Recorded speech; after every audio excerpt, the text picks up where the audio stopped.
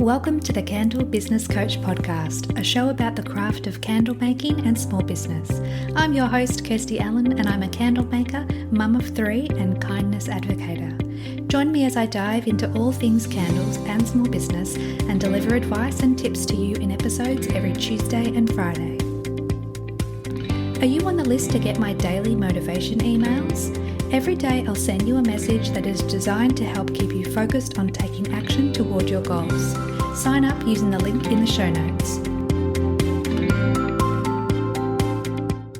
This episode is brought to you by my free ebook, the Candle Business Marketing Kickstarter Kit. Inside this free ebook, you'll learn to identify your blocks of time to dedicate to your candle business. Plus, there are several tips and tricks for re-engaging past customers and attracting new customers into your business so you can grow your business and reach your goals. Check out the link in the show notes for your copy.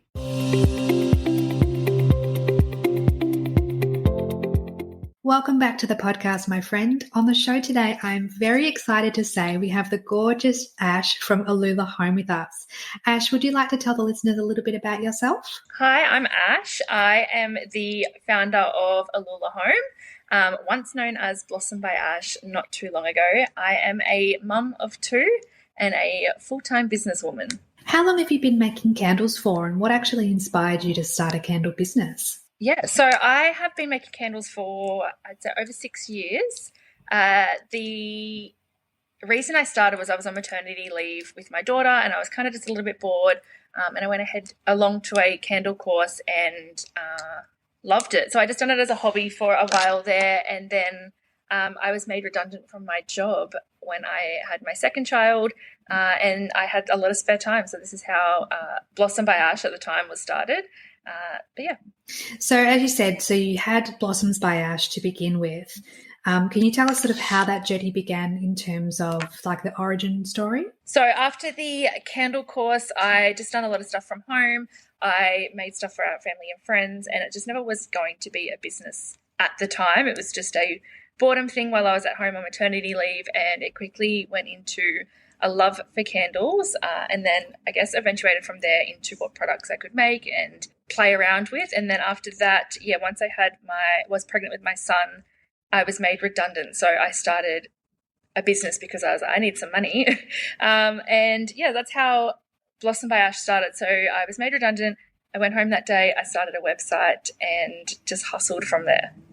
So I'm assuming that the name has something to do with your name as well, when it was Blossoms by Ash or Blossom by Ash. Yeah. So Ash, obviously that's me, but to be honest, the Blossom by Ash didn't have any meaning.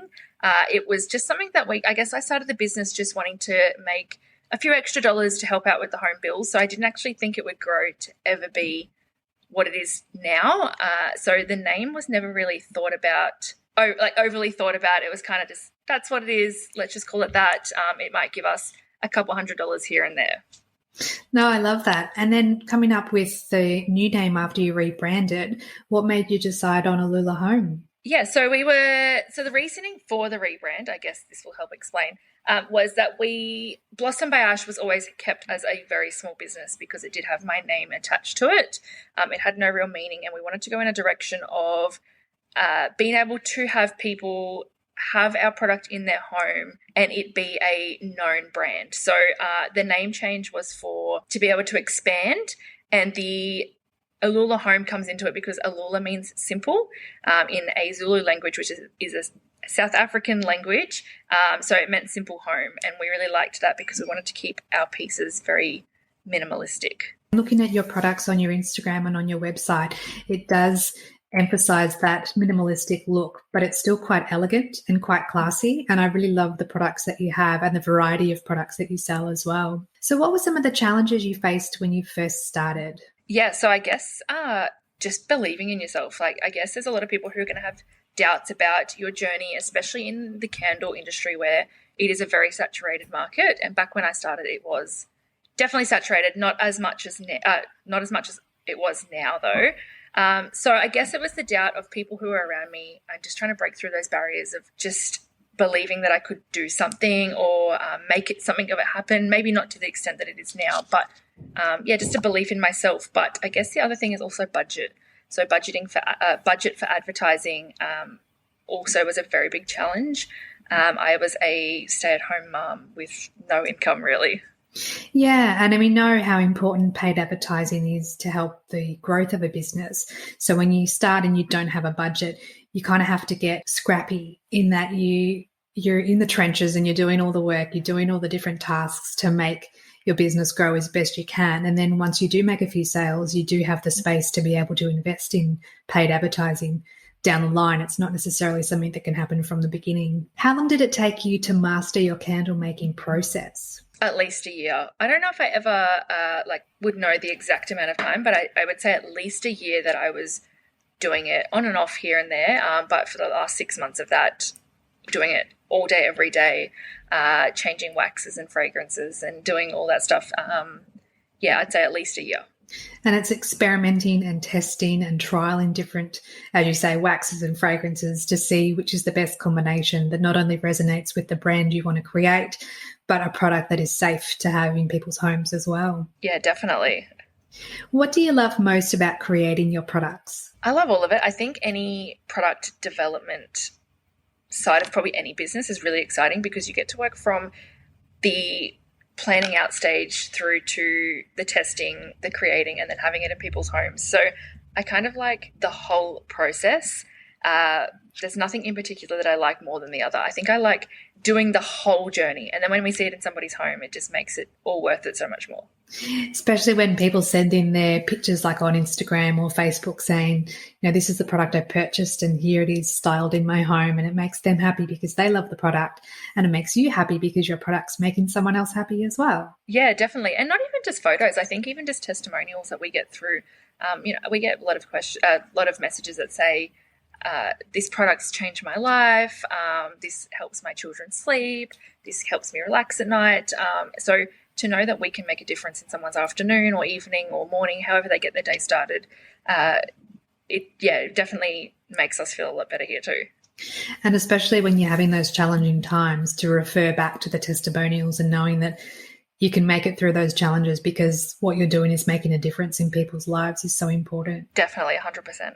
Who else is in the business with you? So it's my partner and I both own it. So Josh is the co-founder of Elula Home as well. So we both own that. And then we have a small team at the moment. We've had obviously growth in the past, but at the moment we have been able to tie down our little team. So there is 5 of us in total. That's inspiring, especially for the listeners that are running their business just on their own at this stage, to know that you can get to a place where you can rope in your partner and bring a team on board to be able to support the development of the products as well is, as I said, is really inspiring. Yes, thank you. What's one thing that's happened in your business that you didn't expect? Growth. I think fast growth is definitely what we would hope for, but the expectation of it happening as fast as it did just wasn't something we thought of. We've been in business for 4 years now, and the growth that we've seen each year is just blows my mind that this many people believe in our brand and love our products just as much as we love making them. And it resonates with so many people. The more customers that you can reach, the more positivity you're spreading in the world as well. Yeah, it's a really good way to think about it. I guess I don't think about it like that. I just sort of live in the moment. But yeah, I think nobody gets a candle and lights it and it makes their day worse. It only makes it better. So that's so true. It's a good way to think about it. That's really true. So we touched on this a little bit before, but why did you rebrand? Was it basically because the name was stopping you from having that growth, or was there something further? I guess there's many reasons as to why a rebrand happens. I think our main thing was that we wanted to be able to expand, and there's many things that we want to bring out in the future. Blossom by Ash was holding us back, I feel like, from that, but we were always going to be a small business with a name like Blossom by Ash. A lot of people who at some stage thought we were a florist. So I guess we kind of needed to have a bit of a change and make a little bit more sense into who we were. It also gave us time to sit back and look back at like our products, what we are, what our values are, what direction we want to be in. So it was kind of like a fresh start, but still with the same quality, same customers. So still doing all of that, but just a bit of a fresh start for us in the back end. What was the process like behind the scenes to rebrand? Yeah, well, if I knew that COVID was going to happen, I probably wouldn't have rebranded. It took a lot longer, so it ended up being a lengthy process over 2 years. So I guess like waiting for trademarks, trying to find a name, registering that, emails, product development, and then a lot of our products come from China in containers. So those products took a lot longer to be made, and then on the water, and then they didn't have containers. So there was just so many roadblocks for us that made the process so much longer. So yeah, 2 years later, we finally got to rebrand. I guess that was our process in a very simple way, but the process is a lot longer than that. I can imagine that there were lots of challenges and hurdles along the way that you might have been pulling your hair out and thinking, oh, is this process worth it? But now that it's done and you can look back, it very much was the right decision for your brand and company. Yeah, definitely. I think we hit some really big roadblocks, and we I guess as a little bit of an example, we ran into a company at the time who was preaching that they were an Australian company, they had Australian ABN and all of that stuff, but they were definitely a scam and took quite a lot of money, like a substantial amount of money from us. And this was 3 weeks out from our rebrand date that we found out. So nothing ever goes as expected in business. So it is a very lengthy process. Well done on persevering. That would have challenged a lot of people and probably would have stopped a few from continuing at that point, having had that experience. So yeah, well done. Thank you. Were there any fears about losing customers with the rebrand, or any other fears in general? That was my biggest fear is, a lot of people say I'm trying to think of the saying, don't fix something that's not broken. But at the same time, that if you're always comfortable in business, you'll never grow.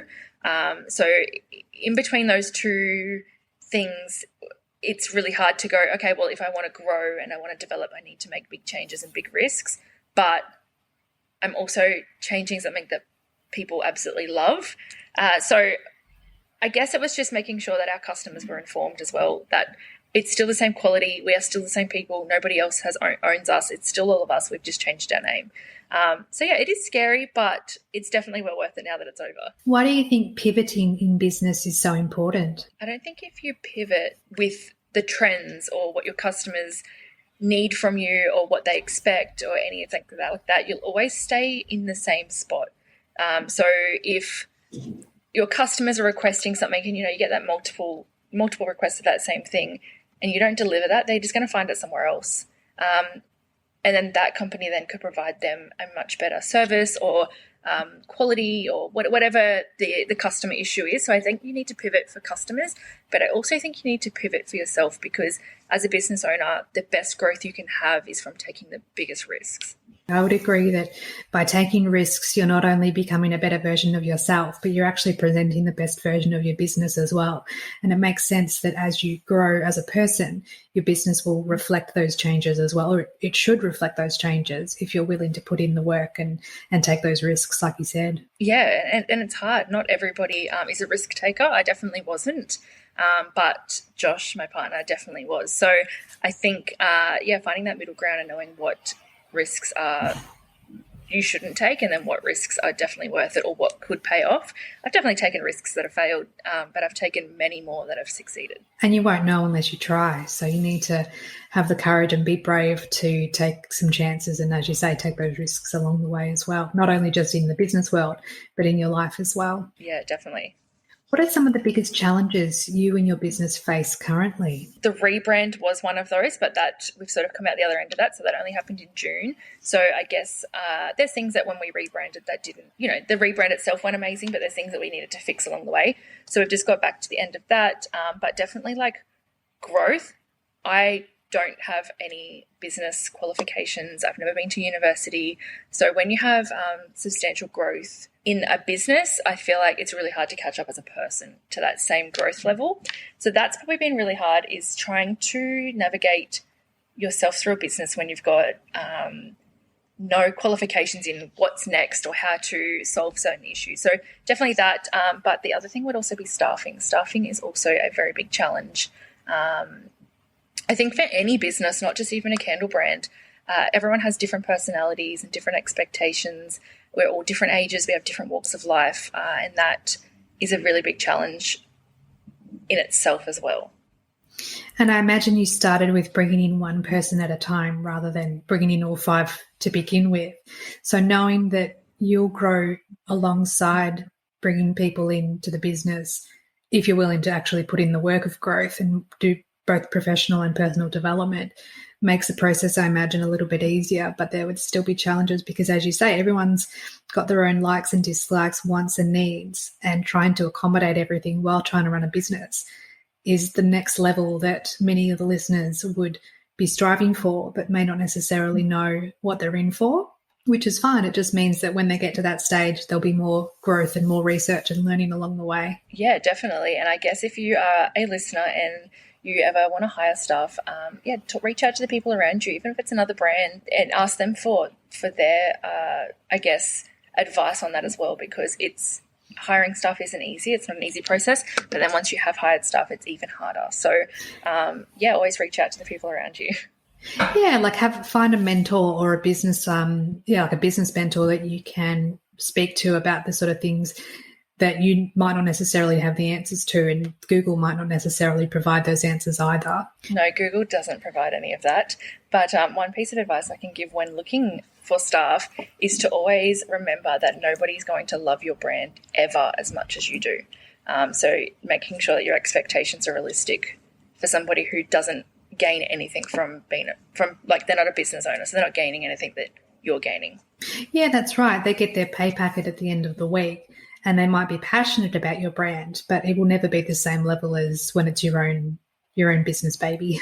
Yeah, no, it won't be. What do you think has been the key to your success and growth? This one's really funny. So I guess it's really hard to explain, but I'm not a very big believer of what success is. What does success look like? I find for myself, my own opinion, but success is the end of a journey, and I'm still on mine. So I guess there's plenty of goals that I have to hit. So, my success is I'm still working towards that. But for what I have achieved so far in my journey, would be risk taking. Definitely. I think that if you don't take risks, you're always going to stay at one level. Yeah, that's right. And we touched on that before in terms of if you're wanting to grow your business, you need to be aware that you as a person needs to grow as well. You can't have one without the other. And if you have visions of hiring staff and having the sort of, we'll say, success that you currently have, that comes with growth on all aspects of business and life. How important is it having a website for generating sales and brand awareness? I do know that many of the listeners rely on DMs and emails to generate sales because they are afraid of investing in a website that's going to cost them money and that will eat into their profits. But what do you think is the benefits of having a website? If you have a business, you have to have a website. That's not a negotiable option. Like, you don't have an option. You need to have a website. It needs to be on point. It needs to be on brand. When people recognize your branding, they're going to know your colors. They're going to know your style. Making sure it all goes in on that, and that there is what is going to help you sell your product. Whether it's candles, lip balms, whatever you have, you need to have a website that is very functional and very on brand. So this is a bit of a fun question, but what scents do you find are the most popular with your customers? What fragrances? Wow. I find most of our fragrances are across the board pretty popular, but I would say our best-selling scent over the time we've had the business for is probably Japanese honeysuckle and vanilla caramel.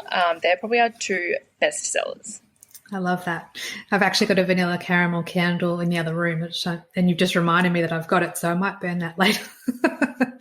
Yeah, definitely. This is your sign. Yes. So what role does social media play in your business? It's definitely the biggest role in our business because it's how we're able to grow. It's a platform that you have that you can get to people immediately. You don't have to advertise on a billboard and only 20 people see it. You have the opportunity to have 5 people see your brand, 500, 5,000 in a very short amount of time. So if you grow your social media and you focus on that, you will have a better customer base from that than what you would advertising anywhere else. Yeah, that's definitely true. That's one of the advantages of having a strong presence on social media, particularly Instagram and Pinterest, because they're visual platforms and you're able to present your beautiful candles and products in photos at the same time.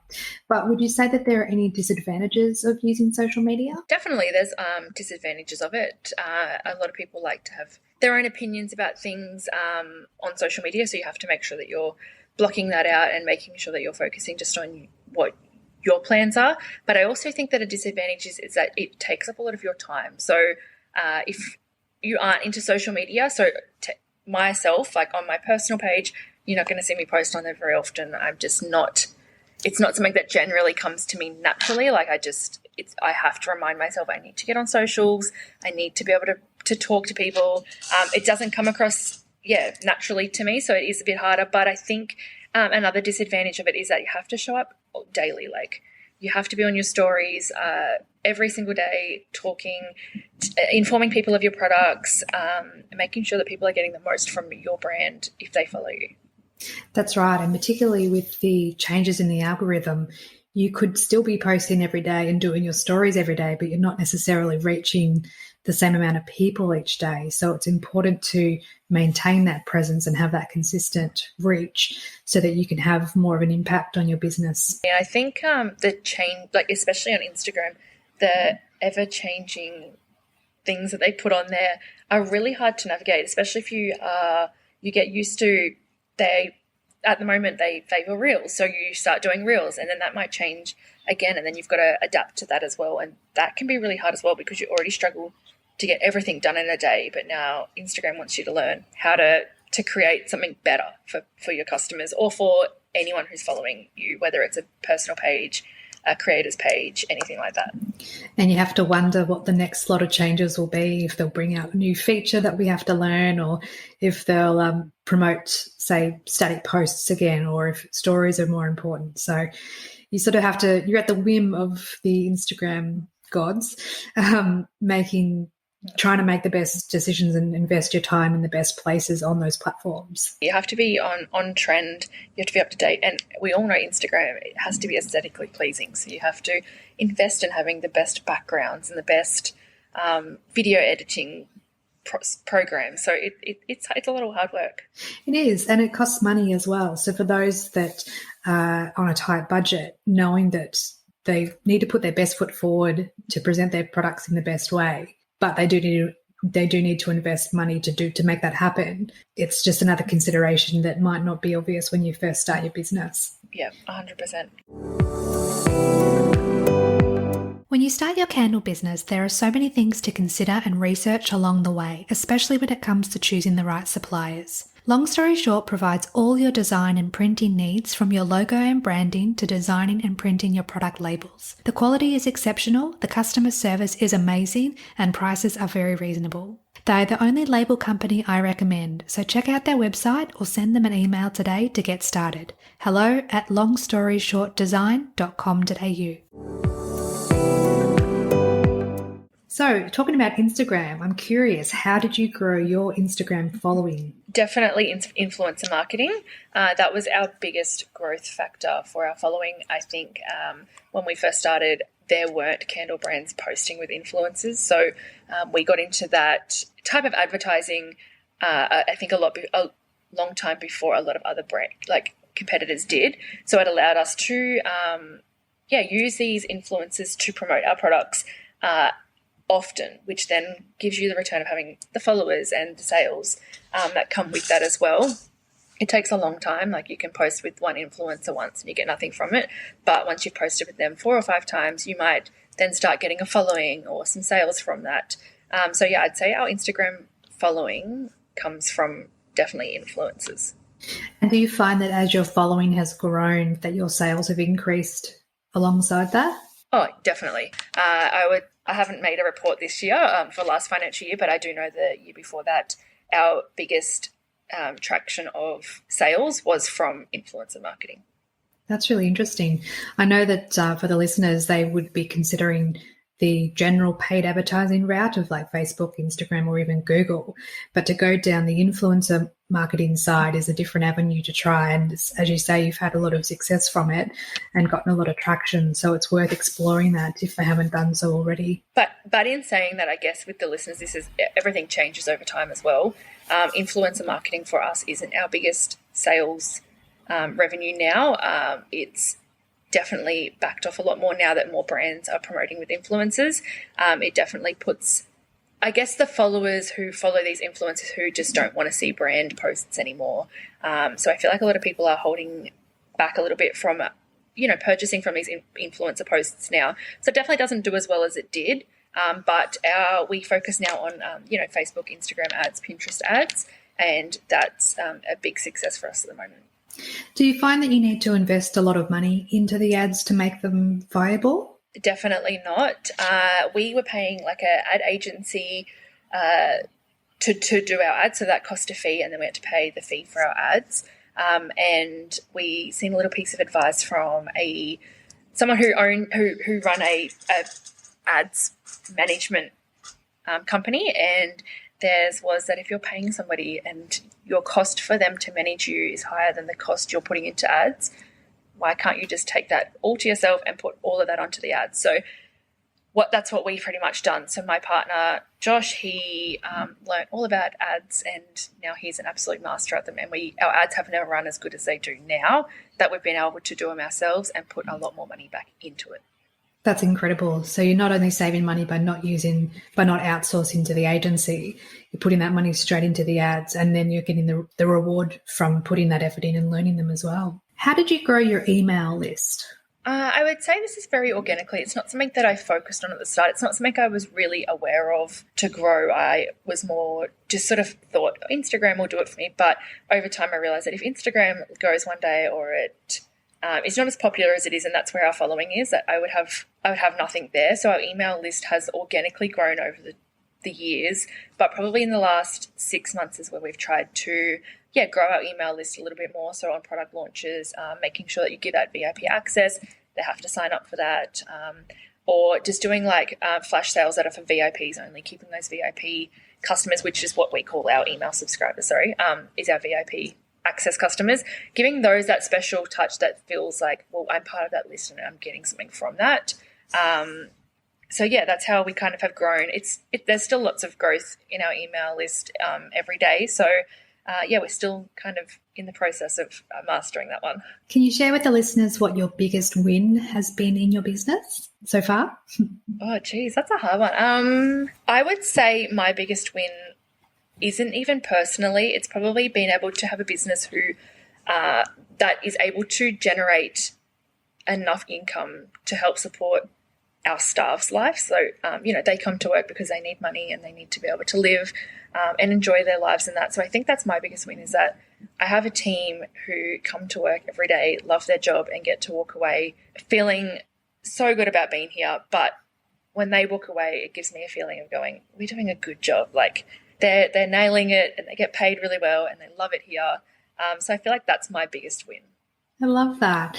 I love that you've answered the question by sharing that other people are benefiting from the business, not just yourself benefiting. So that's really beautiful.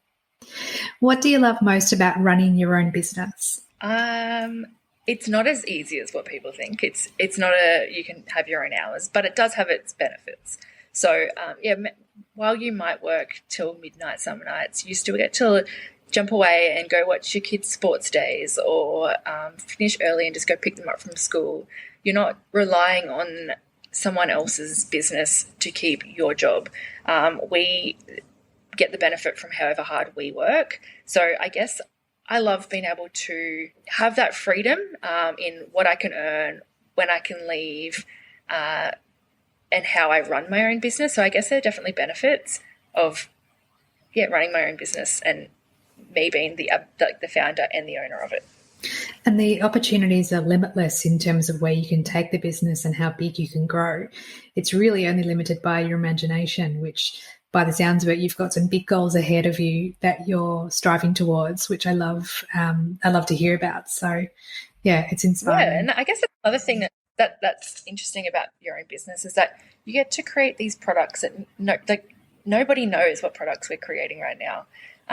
So it's the behind the scenes of knowing, especially when someone comes and asks on social media and says, like, are you going to bring this out? And you know that you're bringing that out, and it just makes it even more worth it that you're on that right path. Like right now we're sitting on 14 product launches next year, and every day I think I come up with something new and I'm like, I probably can't add that in next year. It'll have to be the year after. So I guess like I get to dictate how that business is run. I love that. I'm so excited to see what 2023 brings to Elula Home. Yes, we are too. Is there anything else you'd like to share about Elula? We are still a small business. We have massive growth, but we still hand pour every single one of our candles, every room spray, every wax melt, every diffuser, and I don't know if it will ever change. It's a part of our business that keeps us like with the best quality product. So if anyone out there listening, just because you don't have the best equipment or it's not a self-automated process doesn't mean that your products aren't worth as much as anyone else's. That's right. It's not a race to the bottom as to who can have the cheapest candle. You want to produce the best quality candle that you can and then price it accordingly. Yes. What does your weekly routine look like as a small business owner? Oh, it's full on. So obviously I'm a mum of two, so my kids are my priority.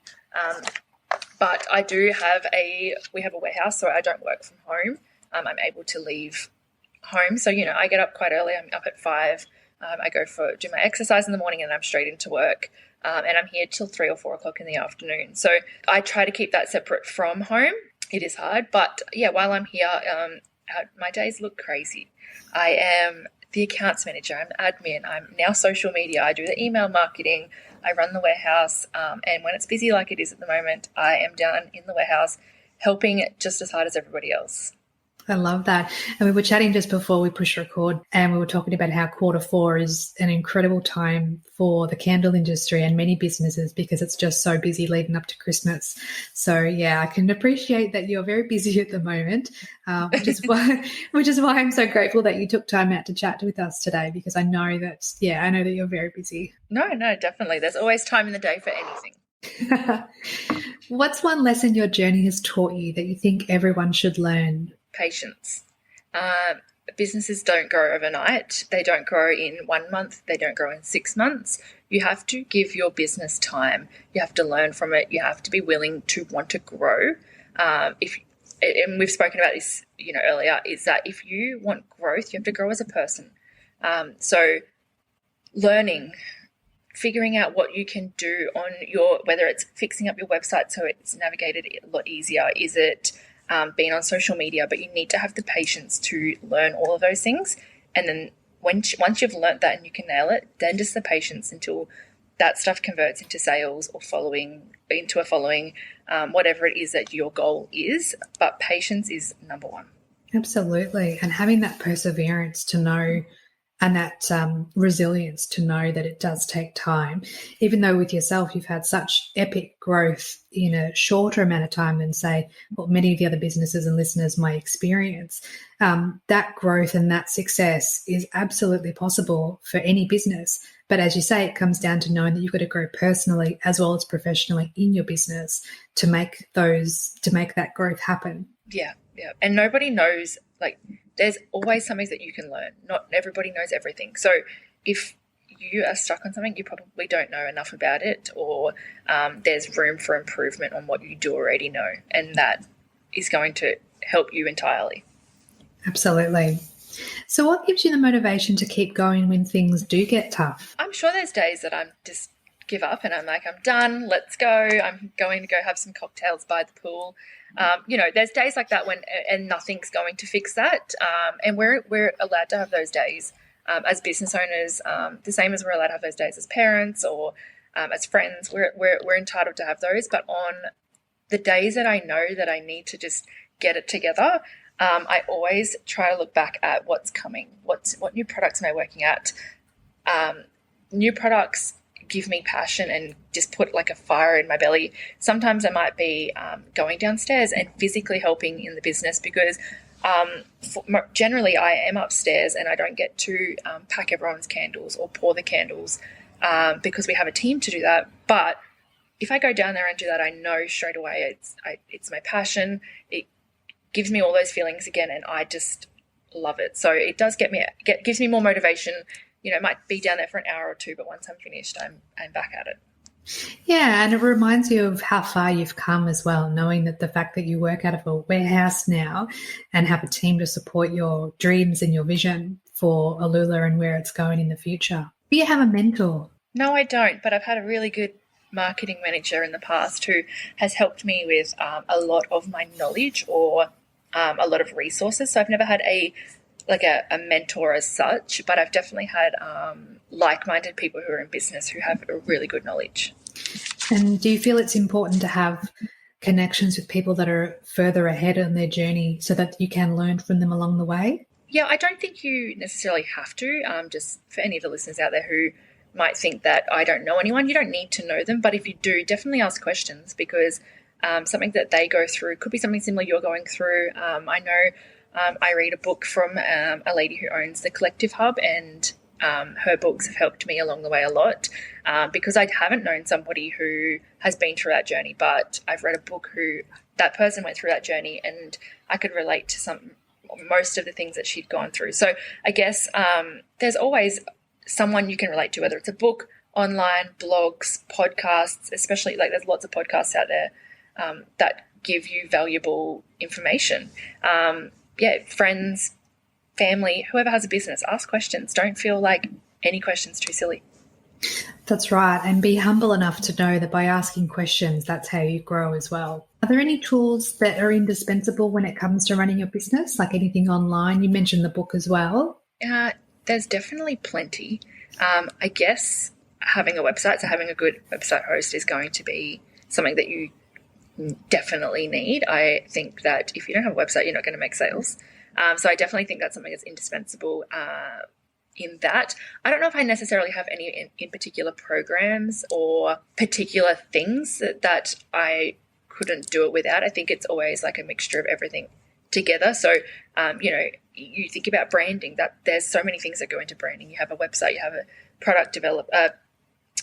a branding developer, you have a photographer, all in that branding. So it's not just one, you could say branding as a thing, but there's so many little things that go to it. So, definitely a really good website is indispensable. As a physical thing that we use, probably like a wax melter, that is going to change the way that your business is going to work a lot.